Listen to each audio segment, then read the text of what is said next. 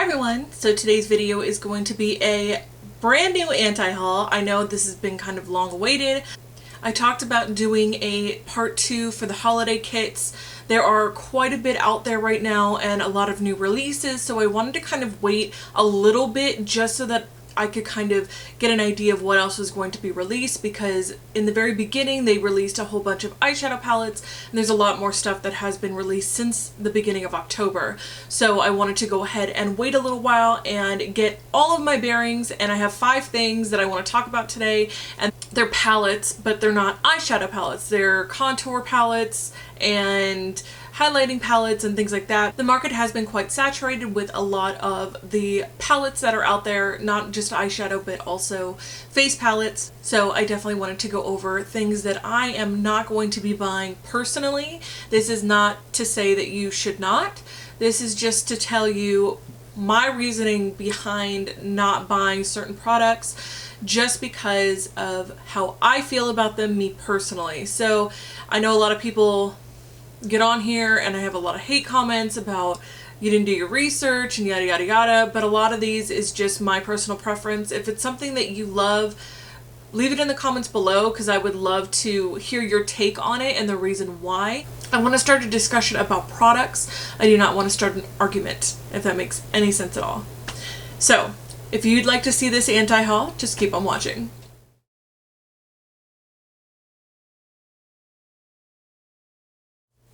So the first palette that we're going to be talking about today is the ABH Glow Kit in its Ultimate Glow. So this is a brand new one. They've got 4 others that have been released.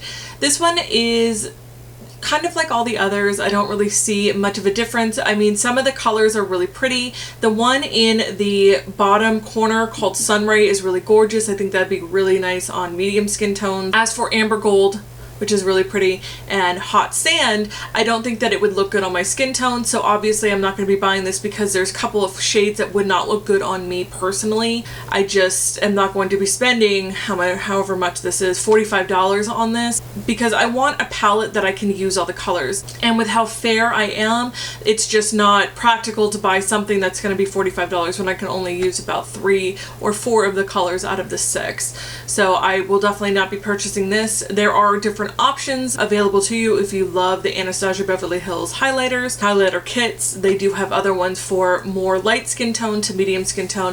I think that they're just putting these out so that they can kind of hit all ranges of skin tones and give you a little bit more variety. Unfortunately for me personally in my collection, I will not be buying it because of that.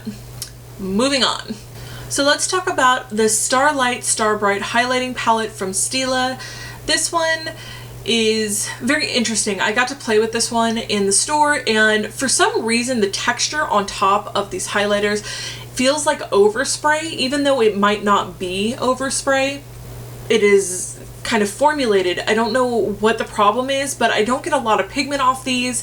The color in the pan is gorgeous, but when you go to swipe it, you don't really get a lot on swatching wise on your hand. It just didn't do it or hit the mark for me because of the texture. I don't want a lot of kick up when I'm using it, but at the same time I'd like to know that it is a little bit more creamy so that I can get more of that wet look, kind of like what I've got going on today.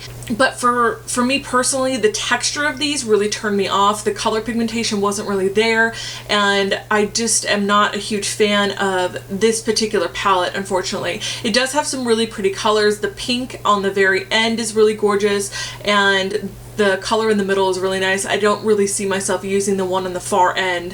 For $39, I'm not going to sit there and spend that kind of money on a palette that is very small, and the fact that the formulation just isn't going to give me the look that I'm going for. And if you play with it in the store, you'll understand what I'm talking about. The way that it's, I don't know if it's the way that it's pressed or if there is an overspray on it or something. It's just very weird. I'm just not a fan of it, so I definitely will not be buying this one. So let's go ahead and talk about the new Jeffree Star Skin Frost and Onyx Ice. This is a black highlighter. It looks like this. It is pitch black, and This is very interesting. Setting aside my feelings about him personally or the company or whatever, I'm just really worried more about the product, because all the other stuff I don't really want to talk about. I just really want to talk about this product. This product is very gimmicky for me. For being someone who is extremely fair, somebody who is not able to wear really dark colors without it looking muddy on my skin, this is going to be something that I would never even imagine purchasing. I have seen some reviews on YouTube about it. I have also seen some demonstrations and some dupes or whatever on this, but quite honestly, I think it's kind of ridiculous. I feel like at this point, he's kind of pushing the limits so much. He wants to see how far he can push it before someone's like, no, it's stupid. Like, why would you produce something like this? I mean, there is probably a 2% amount of skin tones that could actually wear this particular color without it looking like it is a pencil mark, kind of like that gray tone on your skin. For $29, I just don't see myself forking out that kind of money when I could get something else. The Ice Cold is really pretty. The Peach Goddess that he's got is really pretty. But again, because of all of the drama and everything, I don't support it and I would never buy it anyway. For the amount of money that you're spending, yes, it's like the size of your head, but who needs that much? And if you're going to buy it, you can use it as an eyeshadow as well. That's another good point. But who's going to use that much eyeshadow, that much black glittery eyeshadow? Like, I don't see it. So I'm definitely not going to be purchasing this, even though there's a lot of buzz about it. I can't feed into the hype. So unfortunately, I'm going to be passing on this guy too. Second to last on the list is the Laura Geller Glam on the Go palette. It looks like this. Laura Geller has a lot of baked products. I don't find that I have a lot of luck with the baked products. There's not a whole lot of pigmentation. You have to work really hard with these products to get a look that you're going for. A lot of their eyeshadow palettes are baked now too, and they kind of are sunken into the actual palette itself. Because of that, it's really hard to get your brush into the palettes. With this one, it's actually raised up, so they are kind of more dome shaped. But again, even with a brush, I really don't get the kind of pigment that I'm looking for. I have to work really hard to get that pigment onto the skin, like from the actual pot itself to the brush to my face. It just doesn't work. And unfortunately, I don't like the baked products as much as I would like something that might be pressed. So unfortunately, I'm passing on this guy just for the pure fact that their baked products are not great and the pigmentation isn't wonderful, and the fact that it is $35, that is my thing, and that's why I'm not buying it. So unfortunately, this guy is going to be on the no buy list. And lastly, we are going to be talking about the Hourglass Surreal Light palette. This one is, I have my notes right here. It's Ambient Light Surreal Light Blush Bronzer Strobe Powder Palette. It looks like this. I've also gotten to play with this one in the store, and the texture and the consistency of these are very, very different from the ones that you can pick up that are individual. I will go ahead and show you so I can tell you what I'm talking about. So the one that I have here is the Ambient Light Brilliant Strobe Light, and it looks like this. It's individual. It comes like this. This does not kick up. It has a gorgeous color to it. It's just amazing, and it lasts all day. It looks very wet on the skin. You don't have to work hard to kind of pick up that product. And the fact that there is no kick up. There is no kick up on the brush. There's no kick up in the palette or anything like that. Unfortunately, with this palette, because it is produced in Italy, as well as some other things that they have put out, like last year they had the palette, which I'll put right here for you.